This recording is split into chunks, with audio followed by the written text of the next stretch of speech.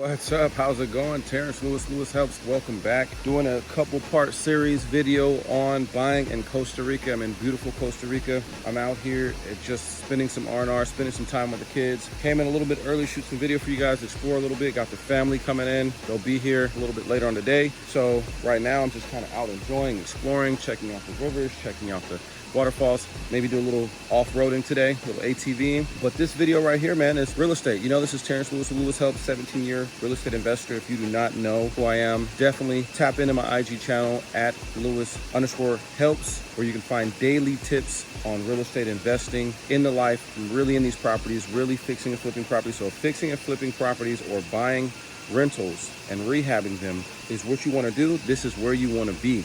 All right, guys, I've been doing it for a long time. Military veteran, so I also help veterans out use their VA loan, and just regular individuals use their traditional loans to buy real estate and accomplish their dream of wanting to become an investor. So if you're looking for more information about that, like I said, head over to the IG channel. You can make a free consultation. And again, as always, don't forget to like, subscribe to videos. You know, much appreciated.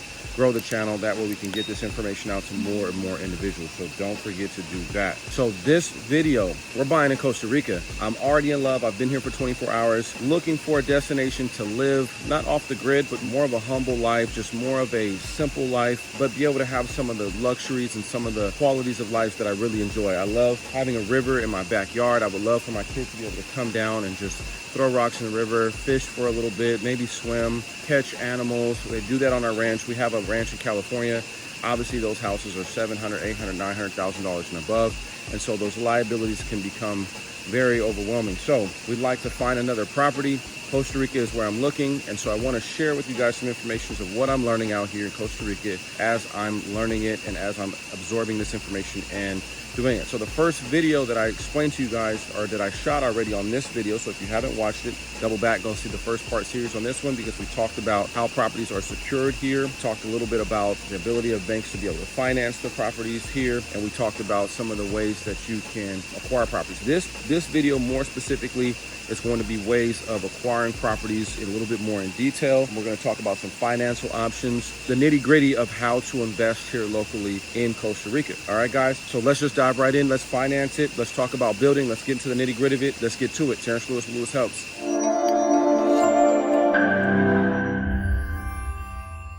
All right, so we're here, Costa Rica, chillaxing, new sounds, new environments. There's sloths in the trees. Found another one a little bit earlier. And there's toucans. You know, there's so many animals, there's so much wildlife around, and I'm just really soaking it all in. So I had the opportunity to network. Very first thing that I did when I got here was network. Whenever I get to a new city to start investing, wherever I get into a new area, country, doesn't matter, the very first thing that I do is network. Your network is your net worth. A perfect example is last night. Went out to a nice little restaurant, hung out at the bar, started having some drinks. The guy sat next to me. We started having a conversation. We started talking, where you from, yada, yada, yada. Ended up being the owner of the restaurant. Great time. Exchanged numbers, but we had a good 2-3 hour conversation. He was a lawyer, and so he was able to share with me a lot of the information that I'm sharing with you guys now. It just was a beautiful thing, and he's actually here to help me, you, my peers, everyone out with investing down here. So we definitely have those connects. My connects are your connects. So if you are looking to invest in Costa Rica, tap in, because trust is the biggest thing in these scenarios, right? A person from the States can pay $200,000 for something here. Someone here can do for $50,000, $60,000. It's literally that big of a difference. So rule number one when investing in other countries, not just Costa Rica, the people are great, but you can invest in Detroit and they'll take advantage of you. So as always, network is your net worth. So fraud is kind of one of those, not fraud, but just over and fluctuation of costs can be a really big factor in investing down here in Costa Rica, or anywhere for that matter. So let's talk about how are some of the ways that we can acquire properties out here in Costa Rica. Obviously, there's properties right on the market that you can invest in. So if you're the investor or you're the home buyer that has a wife and she wants a beautiful kitchen and you guys want to shop, this is probably not the video for you. This is for the person that is wanting to do some stuff creative. They want to save some money. They want to build. They want to find out where they can get land for cheap. They want to find out where they can get a property with land for cheap. They want to know how to start exploring the different areas and the pros and cons of each area. So this is not for the wife and husband that wants to buy a house in Costa Rica. This is for that investor that wants to come in and wants to know a little bit more insight about real estate investing in Costa Rica. So when it comes to finding property here in Costa Rica, unlike the States and similar to the States, they foreclose on properties the same as we do in the States, right? And when those properties go into foreclosure, the difference between the banks in the States versus the banks here, the bank in the States is going to sell it for as much as they can get for it. So if you owed $100,000 on the house and they foreclosed on it and your house is worth 400, the bank's going to sell it for 400. Here, it's the opposite. They actually want their debt back. So that property could be worth $150,000 if the person owes $60,000 or $40,000 on the property. In most cases, 20, 30, 40, because if they're financing here, 90% of the chance it's a local here. Their dollar doesn't stretch as far as most. So if it is a foreclosure situation, it's most likely going to be a high value situation because their entry point was a lot less than time has created in equity for them. So if they were in the property for even 4 years or 5 years, especially with 2021, which is when this video is shot, the growth in the economical structure for Costa Rica has grown tremendously because of tourism and because of the infrastructure, the highways between most other countries. Okay, so there could be some really good equity positions to be had. Now, unlike the banks in the States, those auctions kind of feel hidden, right? They kind of feel not too much transparency, right? They might give you an address and half the time it's sight unseen. You can't even go view the property. You can't even see the property. It's kind of similar to that here, but there the margins are so tight that if you bought a property, got there and it was destroyed and you didn't have it in the budget, you can lose your shirt there.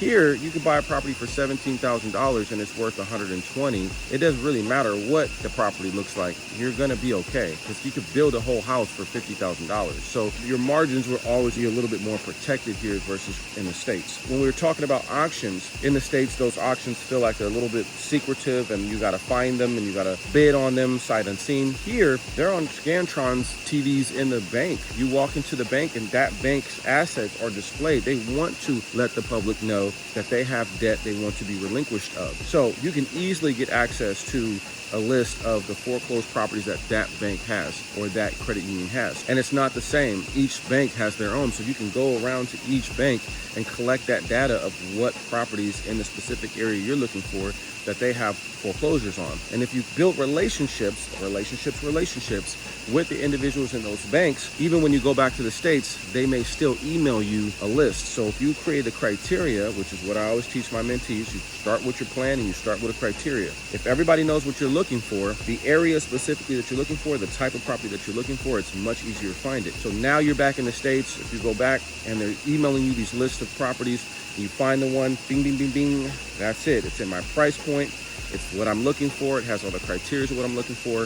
It's much easier to find and it's much easier to buy. So that's my 2 cents on how to acquire properties. One more thing, here they actually have a lot of owner financing situations because of the inability to finance for locals. So it created an environment where people are okay with, it's a norm to receive 50%, 30% down on a property and the owner finance the rest. That's a very normal thing. So you don't have to, like in the States, try to talk somebody in and educate them on a lease option or some places called land contract. You don't have to educate the homeowner on those. It's something that's very normal out here to do something like that. So if you don't want to deal with financing or you don't have enough to finance the project that you want, simply 50% down. Some of these deals, $20, $30, $40, $50,000 for these deals. So simply, in the US, you can get a credit card for $20,000 and put your 20% down. And in most cases, if you have decent credit, I know through my entities that I go with people that reach out to me, if you're looking for business capital or you're looking to fund through cards, definitely tap in with me on my IG channel, get a consultation, I'll help you out with that.